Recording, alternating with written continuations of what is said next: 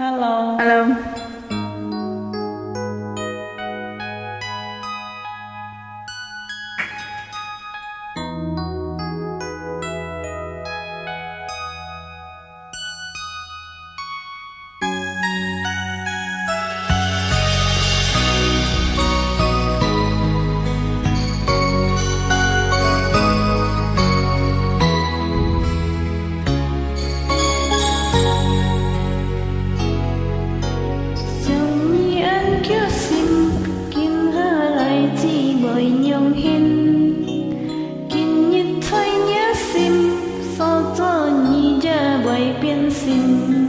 Ni mai ca nhẹ chi cho mai đi với hà nhung hin ngày ấy nhìn sẽ nhìn cho mai đi với anh hẹn ti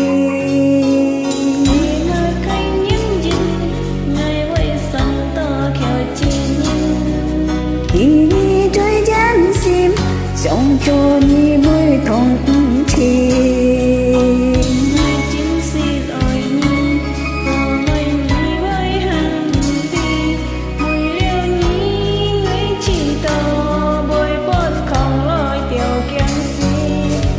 想到你来天星，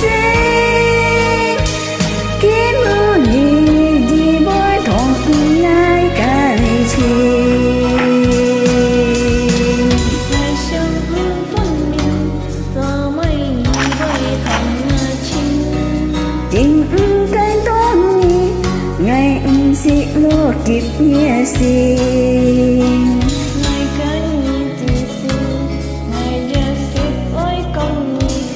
Ngày ấy ni ngày sẽ ni cho mấy ni anh thông chi.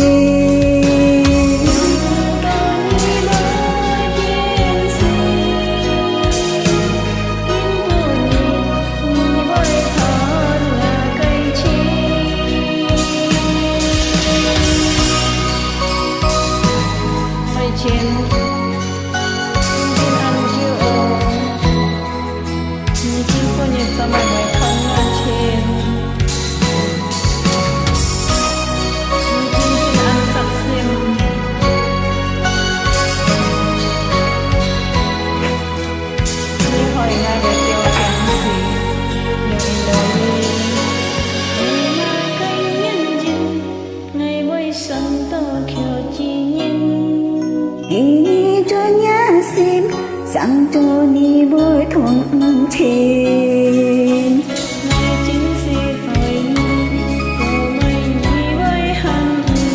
bự liêu ni ngay cho gì bộ bố không lối thiếu kẹng xin.